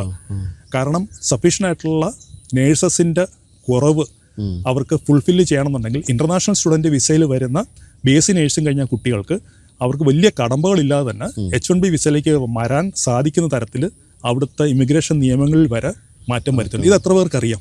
ഇപ്പോൾ അത് പറഞ്ഞതനുസരിച്ചാണെങ്കിൽ 4 വർഷം പഠിക്കാൻ വേണ്ടി 65 ലക്ഷം രൂപയുള്ളൂ. 65 ലക്ഷം രൂപയ്ക്ക് പഠിച്ച് അവിടെ തന്നെ ജോലി കിട്ടാവുന്നൊരു സാധ്യതയാണ്. മാത്രമല്ല കോഴ്സിന് ശേഷം അവർക്കൊരു നേഴ്സായിട്ട് ഒരു എംപ്ലോയ്മെന്റിലേക്ക് വന്നാൽ അവർക്ക് കിട്ടുന്ന വരുമാനത്തിന്റെ ഒരു കണക്ക് നമ്മൾ നോക്കുവാണെങ്കിൽ ഏതാണ്ട് ഇന്ത്യൻ കറൻസിയിൽ ഒരു ഫുൾ ടൈം നേഴ്സായി കഴിഞ്ഞാൽ പെർ ഇയർ ഒരു 75 lakhs മുതൽ 1 crore വരെ അവർക്ക് ഏണിംഗ് പൊട്ടൻഷ്യലാണ് ഒരു നേഴ്സിംഗ് പ്രൊഫഷനിലേക്ക് US വന്നു കഴിഞ്ഞാൽ അവർക്കുണ്ടാകുന്നത്. എൻ്റെ തന്നെ പല ഫ്രണ്ട്സിൻ്റെയും വൈഫ്സ് അവരിപ്പം നേഴ്സസ് ആയിട്ട് അവിടെ വന്ന ശേഷം ഹസ്ബൻഡ്സിനേക്കാളിലും വലിയ വരുമാനമാണ് ഇപ്പോൾ അവർക്ക് അവിടെ ഉള്ളത്. അപ്പോൾ ഹൈലി പൊട്ടൻഷ്യൽ ആയിട്ടുള്ള ഒരുപാട് സ്റ്റഡി ഏരിയാസിൽ US അതുകൊണ്ട് ഐവി ലീഗ് എന്ന് പറഞ്ഞ് മാത്രം നമ്മൾ അതിനെ കാണേണ്ട ആവശ്യമില്ല. ഐവി ലീഗിനോടൊപ്പം തന്നെ കിടനിൽക്കുന്ന ടൈപ്പ് ഓഫ് സ്റ്റഡി പ്രോഗ്രാംസ് കിട്ടുന്ന ധാരാളം മറ്റ് യൂണിവേഴ്സിറ്റീസ് ഉണ്ട്. നമുക്ക് ലെസർ ആയിട്ടുള്ള ഒരു ട്യൂഷൻ ഫീസിൽ അവിടെ പഠിക്കാം, പ്രോപ്പറായിട്ടുള്ള കോഴ്സ് സെലക്ട് ചെയ്യുക. ഏത് ടൈപ്പ് കോഴ്സ് എടുത്താലും സ്റ്റെം കാറ്റഗറി ആണെങ്കിൽ 3 വർഷത്തെ സ്റ്റേ ബാക്ക് കിട്ടും. ആ സമയത്ത് H1B വിസയുടെ ആവശ്യമില്ല. അതിനുശേഷം പിന്നെ അവിടെ വർക്ക് ചെയ്യണമെന്നുണ്ടെങ്കിലാണ് H1Bയിലേക്ക് മാറേണ്ടത്. ആ സമയമാകുമ്പോൾ അവർക്ക് അതുവരെ പഠിച്ചതിൻ്റെയും ആ 3 വർഷം വർക്ക് ചെയ്ത വർക്ക് എക്സ്പീരിയൻസിൻ്റെയും ആ ഒരു സപ്പോർട്ട് കൂടിയിട്ട് H1Bയിലേക്ക് സ്പോൺസർ ചെയ്യാനുള്ള ഒരു എംപ്ലോയറേയും അവിടെ നിന്ന് കിട്ടാനായിട്ടുള്ള സാധ്യത ഇപ്പോൾ US ഉണ്ട്. അപ്പോൾ US എന്ന് പറഞ്ഞാൽ നമ്മൾ പലപ്പോഴും ആലോചിക്കുമ്പോഴത്തേക്കും US ഭയങ്കര ബുദ്ധിമുട്ടായിരിക്കും കിട്ടാമെന്ന് വിചാരിച്ച് മാറ്റി വയ്ക്കുന്ന ഒരു രാജ്യമാണ്. പക്ഷേ ഇത്തരം സാധ്യതകൾ അവിടെയുണ്ട്. അതെ, അതാണ് ഞാൻ പറഞ്ഞത്. നമ്മളെപ്പോഴും കാര്യങ്ങൾ വ്യക്തമായിട്ട് പഠിക്കണം. ഇപ്പോൾ പൊതുവേ നമ്മൾ കണ്ടുവരുന്നത് ഈ സ്റ്റഡി അബ്രോഡിനകത്ത് ഇപ്പോൾ പല കുട്ടികളും നോക്കുന്നത് അതിൻ്റെ കാര്യങ്ങൾ വാട്സാപ്പ് യൂണിവേഴ്സിറ്റിയാണ്. വാട്സാപ്പിൽ കാണുന്ന കാര്യങ്ങളോ ഫേസ്ബുക്കിൽ കാണുന്ന കാര്യങ്ങളോ അല്ലെങ്കിൽ യൂട്യൂബിൽ ആരെങ്കിലും അമച്ചർ ലെവലിൽ വന്ന് പറയുന്ന കാര്യങ്ങളോ ആയിരിക്കത്തില്ല യഥാർത്ഥത്തിലുള്ളത്. അപ്പോൾ കൃത്യമായിട്ട് കാര്യങ്ങൾ പഠിക്കാനും മനസ്സിലാക്കാനും അവരെ ഗൈഡ് ചെയ്യാനും പറ്റുന്ന ഒരു പോയിന്റ് ഓഫ് കോണ്ടാക്റ്റ് അവർക്ക് ഇവിടെ തന്നെ കിട്ടുമെങ്കിൽ അതിലൂടെ വേണം അവരെപ്പോഴും പോകാനായിട്ട്. അപ്പോൾ US-ൻ്റെ കാര്യത്തിൽ നോക്കുമ്പോഴത്തേക്കും ഞാൻ നേരത്തെ പറഞ്ഞില്ല, AIRC സർട്ടിഫിക്കേഷനുള്ള ഒരു കൺസൾട്ടൻ്റ് ആണോ ഇപ്പം ബിൽഡേഴ്സിൻ്റെ കാര്യത്തിൽ റേറെയൊക്കെ ഉള്ളതുപോലെയാണ് AIRC എന്ന് പറയുന്നത്. അമേരിക്കയിലേക്ക് പഠിക്കാൻ പോകുന്ന കുട്ടികൾക്ക് ഗൈഡൻസ് കൊടുക്കാനായിട്ട് പ്രാപ്തരായിട്ടുള്ള ഒരു ഏജൻസിയിലാണോ ഞാൻ പോകുന്നതെന്ന് അവർക്ക് സ്വന്തമായിട്ട് മനസ്സിലാക്കാനുള്ള ഏറ്റവും നല്ലൊരു അളവ് കോലെന്ന് പറയുന്നത് AIRC സർട്ടിഫിക്കേഷനുള്ള ഒരു ഏജൻസിയാണെന്നാണ്. കേരളത്തിൽ ഫെയർ ഫീച്ചർ മാത്രമേ അക്കാര്യത്തിലുള്ളൂ. അതുകൊണ്ടായിരിക്കാം ഒരുപക്ഷെ ഫെയർ ഫീച്ചർ എന്നുള്ള കുട്ടികൾക്ക് 100% വിസ സക്സസും കിട്ടുന്നത്. അപ്പോൾ ഇനി ഒരു രാജ്യം കൂടാണ് ബാക്കിയുള്ളത്, ഓസ്ട്രേലിയ. മലയാളികളുടെ ഏറ്റവും പ്രിയപ്പെട്ട ഒരു രാജ്യമാണ്. എന്താണ് ഇപ്പോൾ അവിടുത്തെ ഒരു അവസ്ഥ? ബിഗ് ഫോറിൽ വളരെ നേരത്തെ തൊട്ട് തന്നെ ഉള്ള രാജ്യമാണ് ഓസ്ട്രേലിയ. ഓസ്ട്രേലിയയുടെ കാര്യത്തിൽ നമുക്കിപ്പോഴും ധാരാളം കുട്ടികൾ പോയിക്കൊണ്ടിരിക്കുന്ന രാജ്യം തന്നെയാണ്. ഇംഗ്ലീഷ് സ്പീക്കിംഗ് ആയിട്ടുള്ള രാജ്യമാണ്. ഏറ്റവും നല്ല സ്റ്റഡി ഏരിയാസും ദെൻ അതിനുശേഷം എംപ്ലോയ്മെൻറ്റ് കിട്ടാനും പറ്റുന്ന പ്രോഗ്രാംസിൻ്റെ ഏരിയ എന്ന് പറയുന്ന ഒന്ന് IT, then nursing, business management program, computer science, ഇങ്ങനെയുള്ള പ്രോഗ്രാംസാണ് ഇപ്പോഴും അവിടെ ഏറ്റവും നല്ല രീതിയിൽ സ്റ്റുഡൻസിന് അഡ്മിഷൻ കിട്ടാനാണെങ്കിലും കോഴ്സ് കഴിഞ്ഞാൽ ജോലി കിട്ടാനാണെങ്കിലും ഏറ്റവും ഉചിതമായിട്ടുള്ള കോഴ്സുകളെന്ന് പറഞ്ഞാൽ ഇതൊക്കെ തന്നെയാണ്. പിന്നെ മറ്റൊരു കാര്യമുള്ള വെച്ചാൽ ഓസ്ട്രേലിയയിൽ അവർക്ക് PR ഫ്രണ്ട്ലി ആയിട്ടുള്ള രാജ്യം തന്നെയാണ്. പ്രൊവൈഡഡ് നമ്മൾ ഏത് പ്രൊവിൻസിൽ കാരണം ഈ പറഞ്ഞ പോലെ പല ഏരിയാസ് ഉണ്ട്. അപ്പോൾ അതിലെ ഓരോ ഏരിയാസിൻ്റെയും അവിടുത്തെ റിക്വയർമെൻറ്റ് എന്തൊക്കെയാണെന്നുള്ളതൊക്കെ ഈ PR ആപ്ലിക്കേഷൻ സമയത്ത് അവരത് കൺസിഡർ ചെയ്യുന്നുണ്ട്. അപ്പോൾ കുട്ടികളെ സംബന്ധിച്ചിടത്തോളം അവർക്ക് സെറ്റിൽമെൻറ്റും കൂടെ ഉദ്ദേശിച്ചിട്ടാണ് അവർ പോകുന്നതെങ്കിൽ അതിനും അനുകൂലമായിട്ടുള്ള നിയമങ്ങൾ ഓസ്ട്രേലിയയിൽ ഇപ്പോൾ ഉണ്ട്. പക്ഷേ നിലവിൽ ഇപ്പോൾ ഉള്ള വിസ ആപ്ലിക്കേഷൻ മറ്റും ഫയൽ ചെയ്യുമ്പം കൃത്യമായിട്ടുള്ള ഫിനാൻഷ്യൽ ഡോക്യുമെൻറ്റേഷൻസ് അവിടെ ഉണ്ടായിരിക്കണം.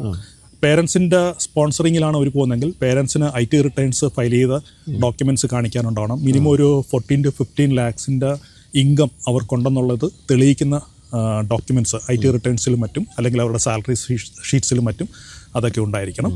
പിന്നെ കോഴ്സ് കഴിഞ്ഞാൽ അവർക്ക് അണ്ടർ ഗ്രാജുവേറ്റ് പ്രോഗ്രാം ആണെന്നുണ്ടെങ്കിൽ 2 വർഷത്തെ സ്റ്റേ ബാക്കും, മാസ്റ്റേഴ്സ് ലെവൽ പ്രോഗ്രാംസ് ആണെന്നുണ്ടെങ്കിൽ 3 വർഷത്തെ സ്റ്റേ ബാക്കും കിട്ടും.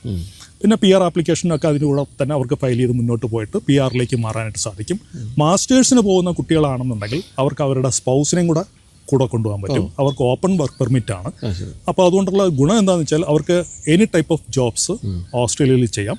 അപ്പോൾ കോഴ്സ് ചെയ്യുന്ന സ്റ്റുഡൻറ്റിൻ്റെ ഒരു ഫിനാൻഷ്യൽ സപ്പോർട്ടിന് വേണ്ടിയിട്ട് ഈ സ്പൗസ് വർക്ക് ചെയ്യാനുള്ളൊരു സൗകര്യം അവർക്ക് അവിടെ ഉപയോഗിക്കാനായിട്ട് സാധിക്കും.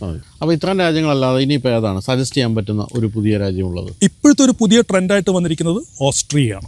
യൂറോപ്പിൽ ഓസ്ട്രിയയുടെ ഒരു അഡ്വാൻറ്റേജ് എന്ന് പറഞ്ഞാൽ ഫ്രീ എഡ്യൂക്കേഷനാണ്.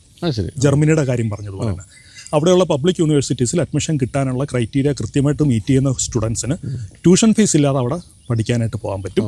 ധാരാളം സ്റ്റുഡൻസിൻ്റെ ആപ്ലിക്കേഷൻസ് ഇപ്പോൾ ഓസ്ട്രേലിയയിലേക്ക് മൂവ് ചെയ്ത് തുടങ്ങി.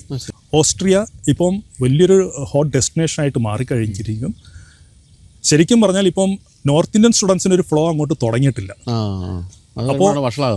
അപ്പോൾ സൗത്ത് ഇന്ത്യ എന്നുള്ള കുട്ടികൾക്ക് ഇപ്പം ഏറ്റവും അനുകൂലമായിട്ടുള്ളൊരു സിറ്റുവേഷൻ ഇപ്പോൾ ഓസ്ട്രേലിയയിലുണ്ട്. അപ്പോൾ ഓസ്ട്രേലിയ പഠിക്കാൻ പോവുകയാണെന്നുണ്ടെങ്കിൽ നമുക്ക് ഒരു 2 ഇൻടേക്കാണ് അവിടെ കിട്ടുന്നത്. മാർച്ചിലും സെപ്റ്റംബറിലുമാണ് ഓസ്ട്രേലിയ ഇൻടേക്സ് അവിടുത്തെ യൂണിവേഴ്സിറ്റികൾ വരുന്നത്. ഏതാണ്ട് ഒരു 2 മാസത്തോളം അഡ്മിഷൻ പ്രോസസ്സിങ്ങിനും കാര്യങ്ങൾക്കും 1 മാസത്തോളം അല്ലെങ്കിൽ 45 ദിവസം പരമാവധി വിസ പ്രോസസ്സിങ്ങിനായിട്ടാണ് ഇപ്പം കണ്ടുവരുന്നത്. അപ്പോൾ മാർച്ചിൽ പോകാൻ ഉദ്ദേശിക്കുന്ന കുട്ടികളാണെങ്കിൽ ഇതിപ്പോൾ ഒരു റൈറ്റ് ടൈമാണ്. +2 കഴിഞ്ഞവർക്കാണെന്നുണ്ടെങ്കിലും മാസ്റ്റേഴ്സിന് പോലുള്ള പ്രോഗ്രാംസിന് ഡിഗ്രി കഴിഞ്ഞവർക്ക് പോകാനാണെന്നുണ്ടെങ്കിലും ഇപ്പോൾ തന്നെ അതിനുള്ള കാര്യങ്ങൾ മൂവ് ചെയ്യാൻ സാധിക്കുകയാണെന്നുണ്ടെങ്കിൽ മാർച്ച് ഇൻടേക്കിൽ അവർക്ക് പോകാനായിട്ട് സാധിക്കും. ലിവിങ് എക്സ്പെൻസിനുള്ള ഫണ്ട് മാത്രം അവർ പ്രോപ്പറായിട്ട് അറേഞ്ച്മെൻറ്റ്സ് അതിന് വേണ്ടി ചെയ്താൽ മതി. അഗെയിൻ ഒരു 10 to 12 lakhs അതിന് വേണ്ടിയിട്ടുള്ള ഫണ്ട് അവർ അറേഞ്ച് ചെയ്യണം. ബാക്കി എല്ലാ കാര്യങ്ങളും നേരത്തെ ഞാൻ പറഞ്ഞ ജർമ്മനിയെ പോലെ തന്നെ പാർട്ട് ടൈമും എല്ലാം അവിടെ പാർട്ട് ടൈം അലൗഡാണ്. ഈ കാര്യങ്ങളെല്ലാം തന്നെ മറ്റേതൊരു രാജ്യത്തും കിട്ടുന്ന പോലെ ഇവർക്ക് കിട്ടും. മാത്രമല്ല ഷെങ്കൻ വിസയാണ്. അതെ, ഷെങ്കൻ വിസ ആയതുകൊണ്ട് അവർക്ക് യൂറോപ്യൻ യൂണിയനിൽ കോഴ്സ് കഴിഞ്ഞാലാണെങ്കിലും മറ്റ് സ്ഥലങ്ങളും കൂടെ നോക്കാനും കൂടെ ഉള്ള ഒരു വൈഡ് ആയിട്ടുള്ളൊരു ഏരിയ അവർക്ക് ഓപ്പൺ അപ്പ് ചെയ്ത് കിട്ടുന്ന ഒരു അഡ്വാൻറ്റേജും ഓസ്ട്രിയയുടെ കാര്യത്തിൽ അവർക്ക് കിട്ടും. പിന്നെ ഓസ്ട്രിയ ഞാൻ കണ്ടതിൽ എനിക്ക് ഏറ്റവും മനോഹരമായിട്ട് തോന്നിയ രാജ്യങ്ങളിലൊന്നാണ് ഓസ്ട്രിയ. അതുകൊണ്ട് തീർച്ചയായിട്ടും വളരെ ശാന്തമായ സുന്ദരമായ ഒരു രാജ്യം കൂടിയാണ്. സ്വിറ്റ്സർലൻഡ് പോലെയാണ് അല്ലേ? സ്വിറ്റ്സർലൻഡിനേക്കാളും കുറച്ചുകൂടി റോയാണ് സൗന്ദര്യത്തിന്റെ കാര്യത്തിൽ എന്നാണ് എനിക്ക് തോന്നിയിരിക്കുന്നത്. സേഫ്റ്റിയുടെ കാര്യം കൂടെ നമ്മൾ പറയാം. അതെ, വളരെ സേഫ് ആയിട്ടുള്ള രാജ്യമാണ്. ഇന്റർനാഷണൽ സ്റ്റുഡന്റ് വിസയിൽ ധൈര്യപൂർവ്വം പേരൻസിന് കുട്ടികളെ അയക്കാൻ പറ്റുന്ന ഒരു സ്ഥലം കൂടിയാണ് ഓസ്ട്രിയ എന്നുള്ളതാണ്. ഇപ്പോൾ നമ്മൾ ഏത് സോഷ്യൽ മീഡിയ ഒക്കെ എടുത്ത് വെച്ച് നോക്കുമ്പോഴും മറ്റ് രാജ്യങ്ങളിൽ നിന്ന് വന്നിരിക്കുന്ന കുട്ടികളുടെ ഫീഡ്ബാക്കിനകത്ത് അവർ പറയുന്നത്. പിന്നെ ഓസ്ട്രിയയിൽ പഠിക്കാൻ പോകുന്ന കുട്ടികൾ അറിഞ്ഞിരിക്കേണ്ട കാര്യം അവരുടെ ഒഫീഷ്യൽ ലാംഗ്വേജ് ജർമ്മനാണ്. പക്ഷേ 70% ആൾക്കാരും ഇംഗ്ലീഷ് സംസാരിക്കുന്നവരാണ്. യൂണിവേഴ്സിറ്റികളിലൊക്കെ തന്നെ അതിൻ്റെ ഒരു അഡ്വാൻറ്റേജ് നമുക്ക് കിട്ടും. പിന്നെ ലീവിങ് എക്സ്പെൻസിന് വേണ്ടിയിട്ടുള്ള പ്രൂഫ് ഓഫ് ഫണ്ട്സ് കാണിക്കേണ്ടത് ഇന്ത്യൻ കറൻസി കാണിച്ചാൽ മതി. ഇന്ത്യൻ കറൻസിയിൽ ഇന്ത്യൻ അക്കൗണ്ടിൽ തന്നെ അവർക്ക് കാണിക്കാം. അപ്പോൾ അതുകൊണ്ടും അവർക്ക് ഈ ഫണ്ട് അങ്ങോട്ടേക്ക് ട്രാൻസ്ഫർ ചെയ്യണം വിസ ആപ്ലിക്കേഷൻ ഫയൽ ചെയ്യുന്നതിന് മുൻപ്. അങ്ങനെയുള്ള ബുദ്ധിമുട്ടുകളൊന്നും ഇതിനകത്ത് വരുന്നില്ല. ഒരു 10 to 12 lakhs ഫണ്ട് കാണിച്ചാൽ മതിയാവും. ഇന്ത്യൻ കറൻസിയിലെ എമൗണ്ട് ഇന്ത്യൻ അക്കൗണ്ടിൽ തന്നെ കാണിക്കാം. വിസ ആപ്ലിക്കേഷൻ ഫയൽ ചെയ്യുമ്പോൾ ആ സ്റ്റേറ്റ്മെന്റ് ആണ് എംബസിയിൽ നമുക്ക് ലീവിങ് എക്സ്പെൻസിന് വേണ്ടിയിട്ടുള്ള പ്രൂഫ് ഓഫ് ഫണ്ട്സ് ആണെന്ന് പറഞ്ഞിട്ട് കാണിക്കുന്നത്. അപ്പോൾ എനിക്ക് തോന്നുന്നു കുറച്ച് കാലത്തിന് ശേഷം നമ്മൾ വീഡിയോ ചെയ്തപ്പം അത്യാവശ്യം വേണ്ട കാര്യങ്ങളെല്ലാം ഒന്ന് ടച്ച് ചെയ്ത് പോയി എന്നാണ് പുതിയ രാജ്യങ്ങൾ. പക്ഷേ ഇതിൽ പറഞ്ഞാലാണ് 4 മാസം കഴിഞ്ഞ് കഴിയുമ്പോൾ വീണ്ടും ഒരു പുതിയ രാജ്യമൊക്കെ ആഡ് ചെയ്ത് വരുന്നു, അല്ലെങ്കിൽ പഴയ രാജ്യങ്ങളെ നിയമങ്ങൾ മാറുന്നു. അത് പിന്നെ ഈ മേഖലയിൽ സ്ഥിരമായിട്ട് സംഭവിക്കുന്നതാണ്. അപ്പോൾ ഇനി നമുക്ക് പ്രധാനമായിട്ടും നമ്മുടെ ഒരു വിഷയം ബാക്കി കിടക്കുന്നുണ്ട്. അതിനെപ്പറ്റി ഒന്ന് പറയേണ്ടതുണ്ട്. അതായത് ഇതുവരെ നമ്മൾ കണ്ടിട്ടില്ലാത്ത കൗൺസിലിംഗ് ഓൺ വീൽസ് എന്ന് പറഞ്ഞിട്ട് എഴുതിയ ഫെയർ ഫ്യൂച്ചറിൻ്റെ ഒരു ബസ്. എന്താണിത്? ഇപ്പോൾ എനിക്ക് എൻ്റെ വീട്ടിൽ എൻ്റെ കുട്ടിയെ വിദേശത്ത് പഠിക്കാൻ പറ്റണമെങ്കിൽ ഞാൻ വിളിച്ചാൽ വീട്ടിൽ വരുമോ കൗൺസിലിംഗ് വരാൻ? തീർച്ചയായിട്ടും വരും, വീട്ടിൽ വരും. തീർച്ചയായിട്ടും. അതായത് ഈ ഒരു സർവീസ് അവർക്ക് ഒരു ഡോർ സ്റ്റെപ്പിൽ കൊടുക്കുക എന്നുള്ളൊരു ഉദ്ദേശമാണ്. ഇതിപ്പോൾ കൂടുതലായിട്ടും ഇതിൻ്റെ റിക്വയർമെൻറ്റ് അല്ലെങ്കിൽ ഇത് ഇപ്പം ചോദിച്ചിരിക്കുന്നത് ഇവിടെയുള്ള കോളേജസ് ആണ്. കോളേജസിനെ സംബന്ധിച്ചിടത്തോളം അവരുടെ കുട്ടികൾക്ക് കോഴ്സിന് ശേഷം വിദേശ പഠനത്തിൽ കൂടി ഒരു വളരെ നല്ലൊരു കരിയറിലേക്ക് അവർക്ക് എത്തിച്ചേരാനായിട്ട് വേണ്ടിയുള്ള അറേഞ്ച്മെൻറ്റ്സ് നമ്മളിപ്പോൾ നേരത്തെ ജോബ് ഫെയർ ക്യാമ്പസിനകത്ത് നടത്തുന്നു എന്നൊക്കെ നമ്മൾ കേട്ടിട്ടുണ്ടായിരുന്നു. മാനേജ്മെൻറ്റ് കോളേജിൻ്റെ ഇനിഷ്യേറ്റീവ് എടുത്തിട്ട് ചെയ്തിരുന്നതാണ്.